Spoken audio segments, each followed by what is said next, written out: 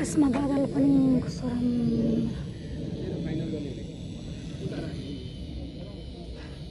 यता पनि एउटा ट्याङ्की छ लान बाँकी। यस्तो छ हाम्रो छतको हालत। यस्तो छ छतको हालत चाहिँ। आज त यस्तो घाम चर्क्या छैन।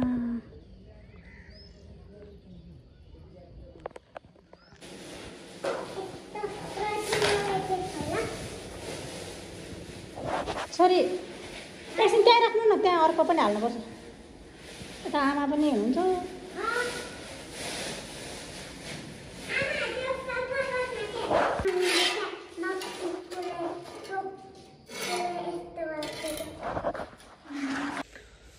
हेलो साथीहरू, गुड मर्निङ।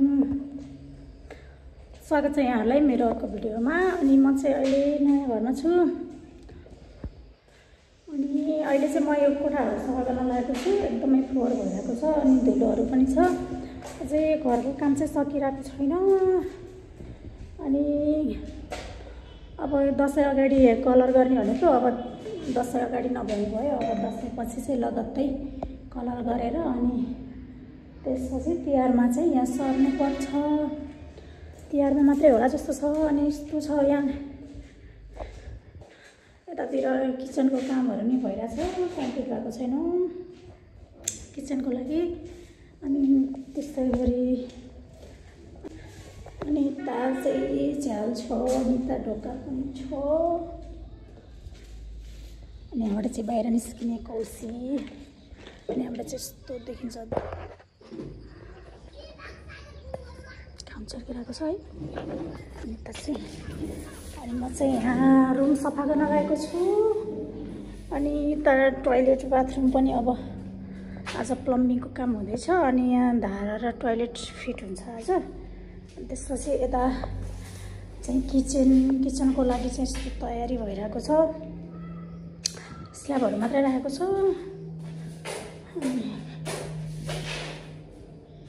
तयारी भएको छैन। अनि दसैँ अगाडि दसैँमा नै सर्ने भनेको भ्याइएन। अनि यो घरको काम जति गरे नि नसक्ने रहेछ। हेर्नु यहाँ धुलोहरू। अब यो म सफा गर्न गइरहेको छु। अनि यता चाहिँ लिभिङ रुम हो। यता चाहिँ हाम्रो लिभिङ रुममा यस्तो छ। अनि फेरि यतापट्टि एउटा रुम छ, यस्तो रुम छ।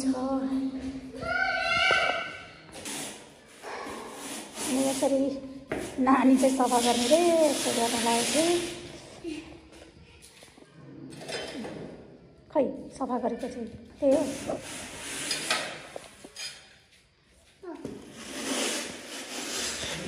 यस्तो छ। अनि हाम्रो चाहिँ ढोका चाहिँ यस्तो छ। अब म सफा गर्दैछु।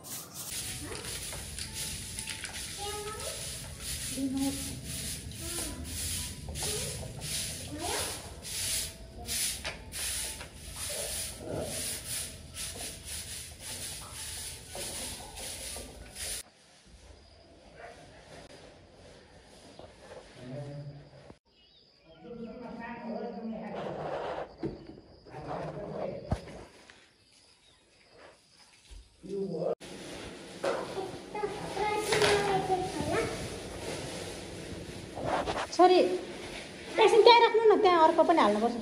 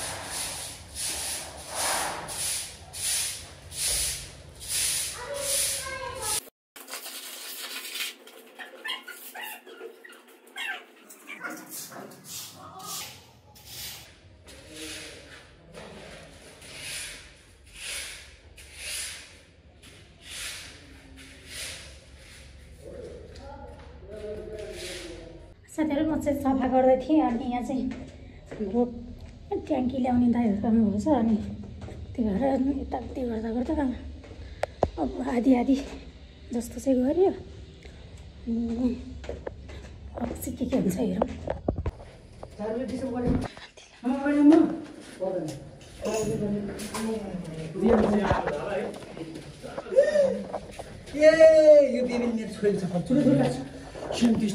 त्यस्तो छ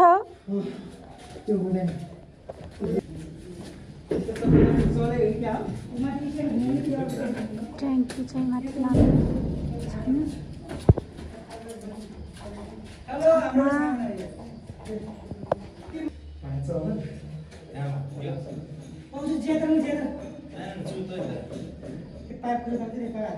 चाहिँ ट्याङ्की माथि लान लागिरहेछन्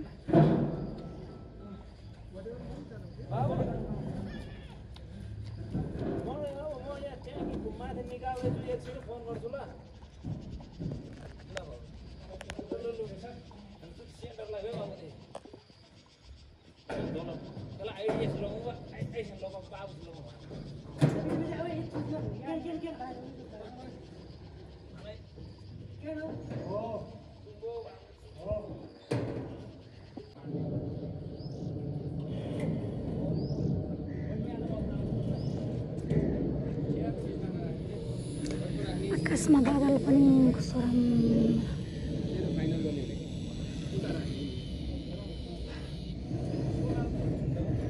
घाम चर्केर है धेरै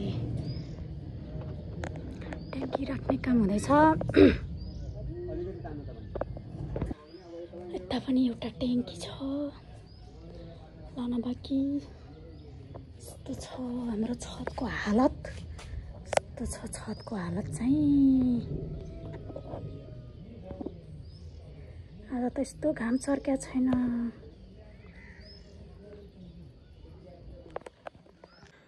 लास्टै थाक्यो शरीरहरू अब रुम चाहिँ सफा गरिसक्यो है अनि यता अब आजलाई चाहिँ यति नै होला जस्तो त्यही भएर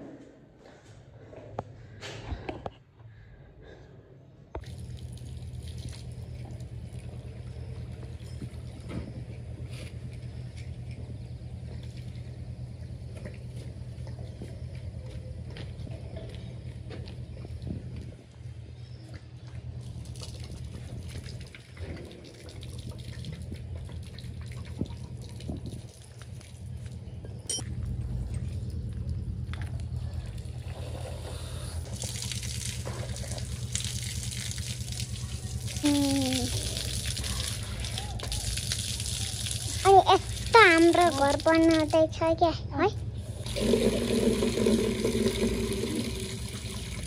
छोरीलाई मजा आइरहेछ